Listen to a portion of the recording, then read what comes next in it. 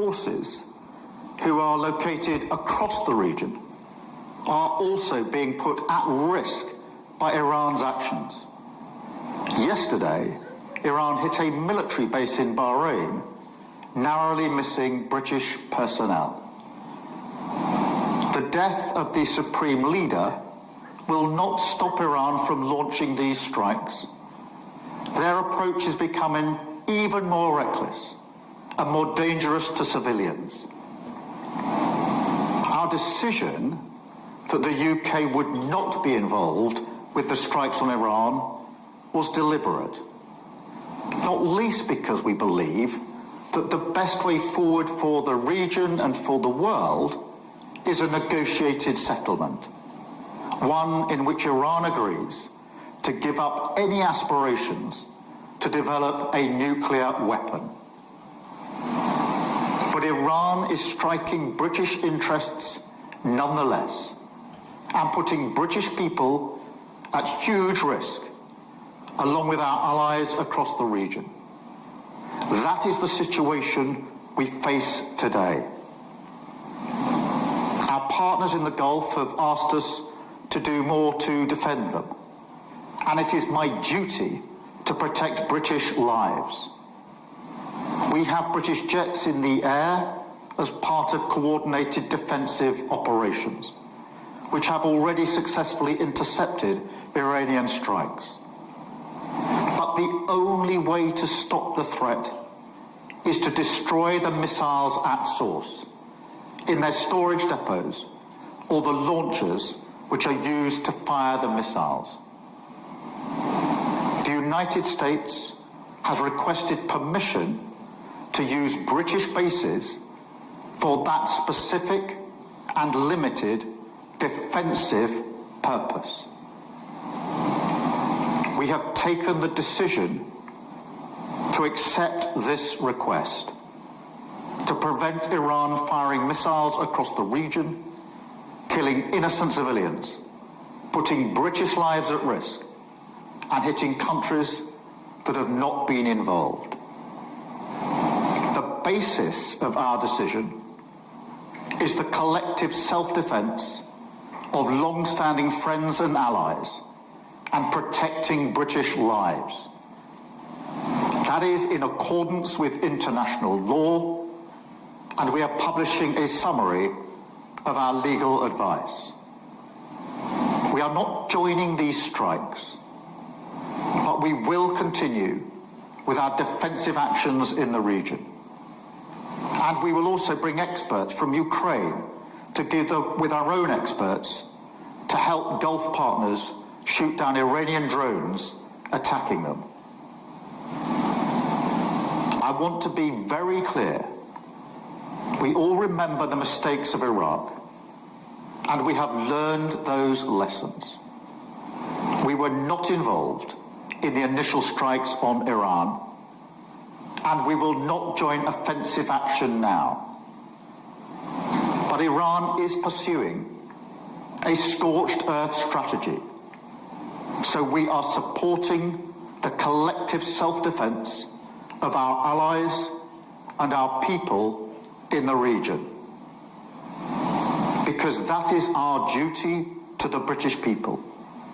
It is the best way to eliminate the urgent threat and prevent the situation spiralling further. This is the British government protecting British interests and British lives.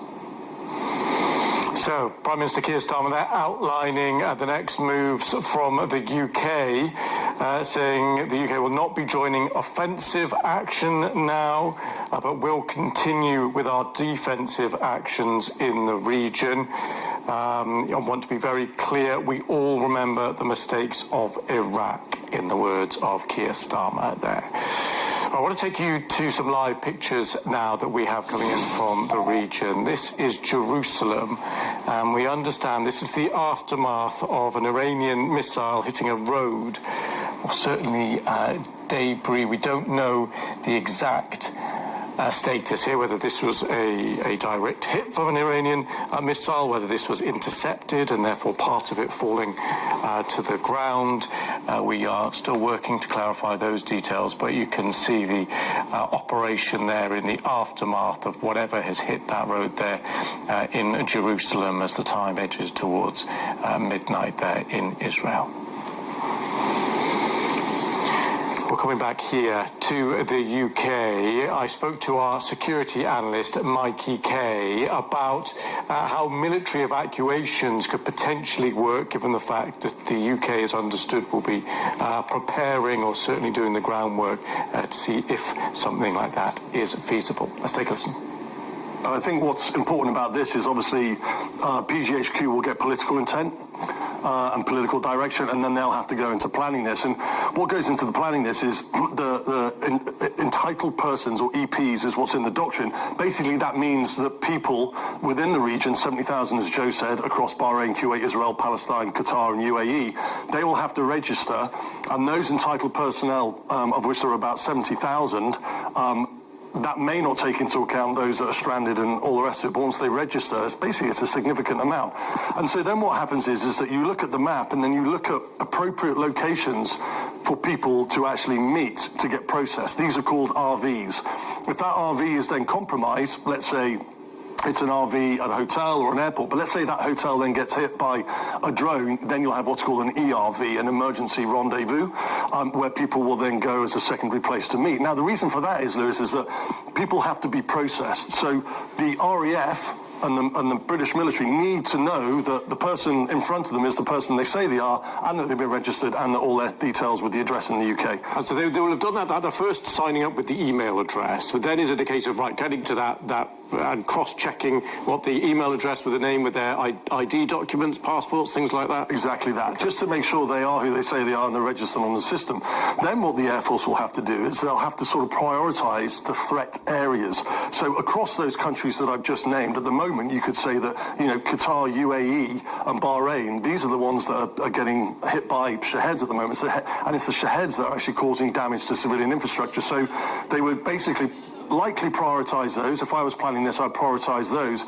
And they'd use something like, you know, the big C-17 aircraft. We saw those for the withdrawal in Afghanistan, but you can get lots and lots of people in those. And then, you know, whether they decide to take them back to the UK or for the threat is such that actually they drop them at RAF Akrotiri, depending on numbers, depending on accommodation and how they can be looked after, and they develop a plan on how the extraction actually goes. Okay, and then what, in terms of, you mentioned some of the potential threats.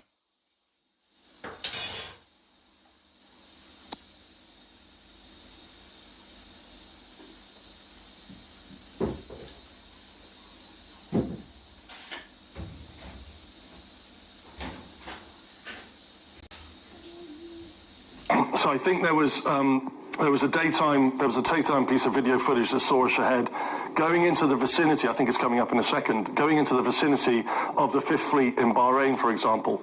This is it here. You can see the big tower, and then as it goes on, you can see the Shahed, which is this sort of V-winged, called a Shahed 136. The Iranians have developed it. They gave the blueprint to the Russians, and that was called the Garan 60-kilogram warhead. This is the Shahed drone you can see here. Right. Now, depending on the size of the warhead will be depending on what they want the range of that aircraft to be. So if they wanted to travel further, they'll have to put a lighter warhead in it, but it's obviously not going to make as much damage. So that's the threat.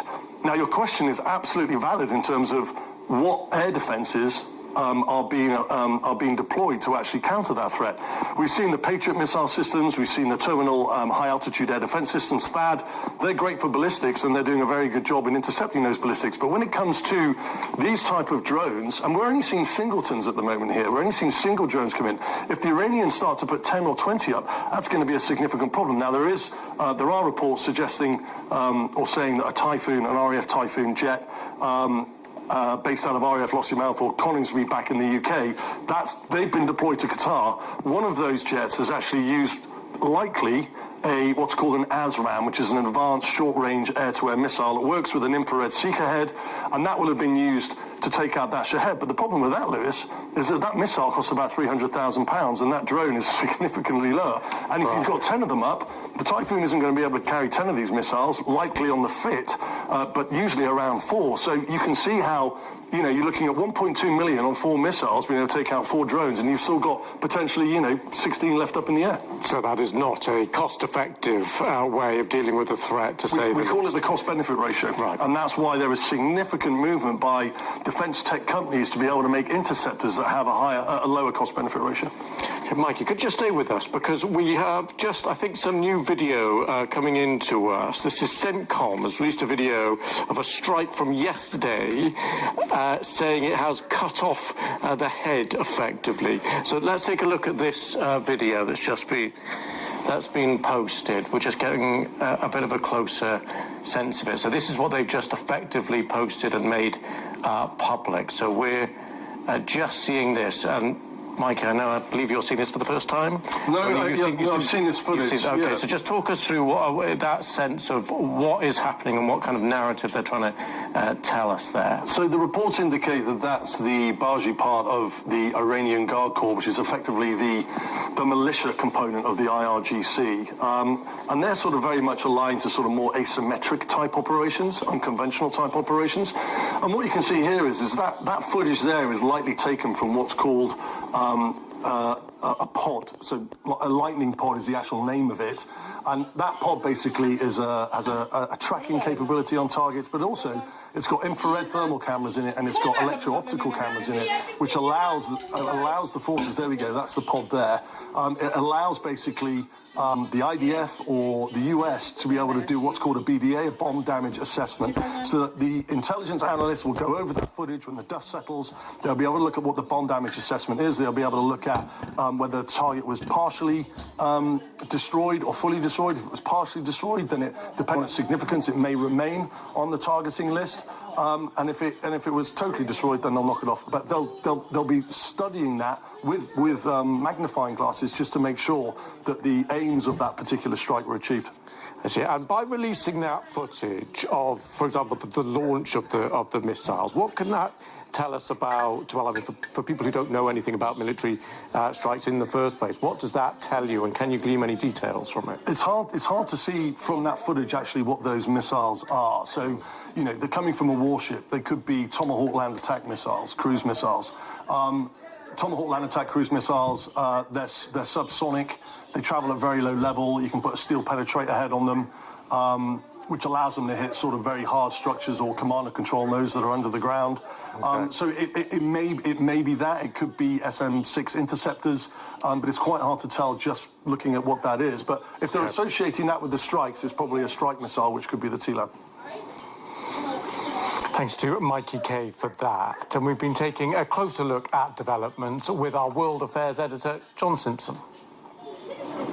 Well, it's clearly all in the hands of President Trump and the Israeli leadership. I mean, there's no question about what they've done, what they've would say has been their achievement in this, to wipe out the leader, the supreme leader, Ali Khamenei, and 48 other members of the Iranian leadership is a major success in their terms. They regard it as that. But the real question is that once you've decapitated the leadership, and of course this is a temporary decapitation because there will be another leader quite soon in the next couple of days, we're told. The president of the country, who's not actually as kind of senior or as important as that sounds, but his name is Masoud Pezeshkian. He and 2 others will be selecting the new supreme leader, who will presumably be the person that, if President Trump does negotiate with them, will do that negotiation. I mean, they're very proud. You can see the broadcasters and so forth in Iran. They're very proud of what they regard as their achievement in striking back at Israel, at American interests and other interests. They've struck also, I think, a French air base, and they regard themselves still being very much in the game, while nevertheless wanting badly to talk to President Trump again. Okay, let's talk through some of the risks here, John, about what does happen next. So the successful military operation of effectively decapitating the top of this regime doesn't necessarily mean that any replacement is any more favourable to the US's interests or indeed potentially the people of Iran. Talk us through the risks here. Yes, I mean, I don't think we should think this is just another Venezuela. I mean, that happened only last month, if you remember, that leadership was decapitated. But then the deputy to the president came in and started negotiating immediately with the Americans. I mean, this is a wholly different situation, and there's much more bitterness and anger in Iran, certainly in the regime, than even there was in Venezuela. So I don't think anybody's going to be a pushover in Iran. I mean, the question that a lot of Western governments are going to be asking themselves is, what will happen on the streets? Will people heed President Trump's call to come out and overthrow their own government? And there have been plenty of people who've been prepared to say on social media and to reporters that they will come out onto the streets, but I mean, we know how ferocious the regime's response was in December and January to the demonstrations there, and their backs are even more against the wall, much more, in fact, against the wall at the moment.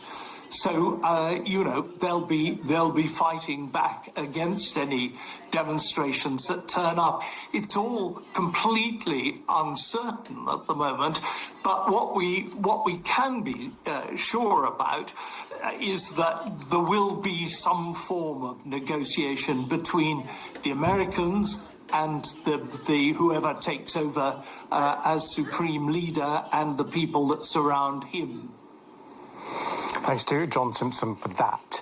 Right, let's bring you right up to date with that development here in London. Prime Minister Keir Starmer releasing a short video statement and making a couple of very significant points. Firstly, he says the UK is going to allow the US to take defensive action from British military bases. So the US will now be able to use British military bases, but the Prime Minister saying they are for specific purposes. He goes on to say, our partners in the Gulf have asked us to do more to defend them. We have British jets in the air, and we have already successfully intercepted Iranian strikes. But the only way to stop the threat is to destroy the missiles at source in their storage depots or the launchers which are used to fire the missiles. So the US has now requested from the UK permission to use those British bases for that specific and limited purpose, according to Keir Starmer. And the Prime Minister saying, we have taken the decision to accept this request to prevent Iran firing missiles across the region, killing innocent civilians in the word of the Prime Minister. There's clearly an acceptance, though, from Keir Starmer of the potential sensitivity here, because he does go on to say, quote, we all remember the mistakes of Iraq. And he's underlining that we are not joining these strikes, he says. So we're not joining the offensive strikes. He's trying to draw a clear distinction here, saying the UK will continue with our defensive actions in the region by giving the US access to those British bases across the region for that. Right, another development just to bring you up to date. In the last half hour or so, we saw the plane there with Donald Trump heading from Mar-a-Lago, where he's been all weekend, heading back to Washington, D.C. and the White House. We could potentially get an update from him as he lands. If he does, then, of course, we'll bring that to you. For the moment, I'm Lewis Vaughan-Jones. This is BBC News.